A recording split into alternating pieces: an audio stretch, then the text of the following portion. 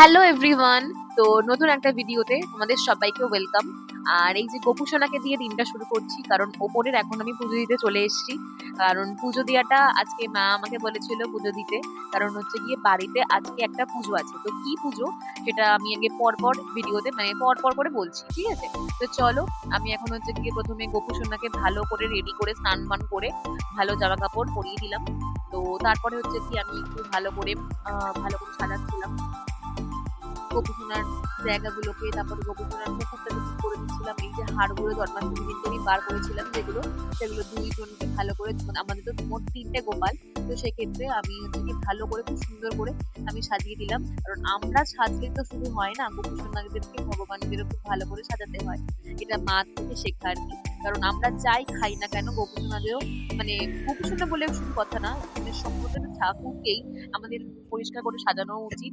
কারণ তারা আজকে সুন্দরভাবে রয়েছে বলেই আমরা আজকে ভালো করে জামা কাপড় পরতে পারছি, খেতে পারছি, সবকিছু তাদের জন্যই। তো এই যে ভালো করে আমি দুটো মালা গেঁথে নিলাম।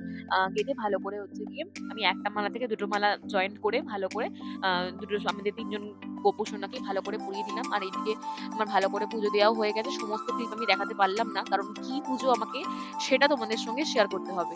আর এই যে আমি সমস্ত ফল ফুল দিয়ে ভালো করে পুজো দেওয়াও হয়ে গেল, কমপ্লিটেড। এখন আমি ধূপকাঠি দিয়ে একটু আরতি করে দেখিয়ে দেবো।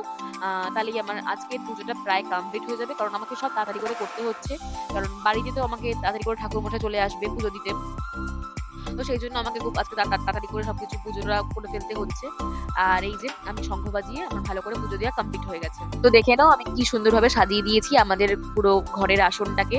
আর এই যে আমি বিধ্বস্ত অবস্থায় পুজো দিয়ে একদম ঘেমে নিয়ে জল হয়ে এসেছি ঘর গরমে। আর এই যে বাড়িতে তখন ঠাকুর মশাই চলে এসেছিল। আর আমাদের বাড়িতে ছিল হচ্ছে গিয়ে মনসা পুজো।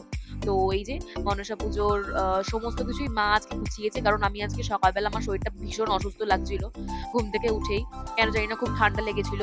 আর তো হচ্ছে গিয়ে আমি উপরে গিয়ে শুধুমাত্র পুজোটাই দিয়েছিলাম, আর বাদ বাকি মনসা পুজোর সমস্ত টুকটাক নিয়ম যারা আছে সবকিছুই মা করেছিল আজকে।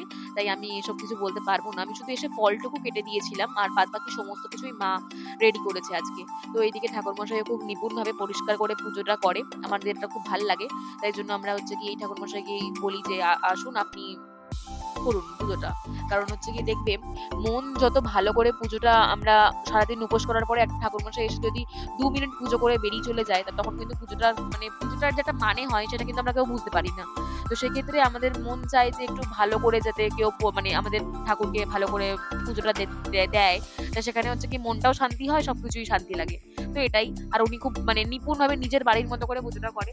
তো আমাদের বাড়ির পাশেই এখানে থাকে। যদি কারোর লাগে আমাকে কন্টাক্ট নাম্বার আমাকে তাহলে দিয়ে দিতে পারি।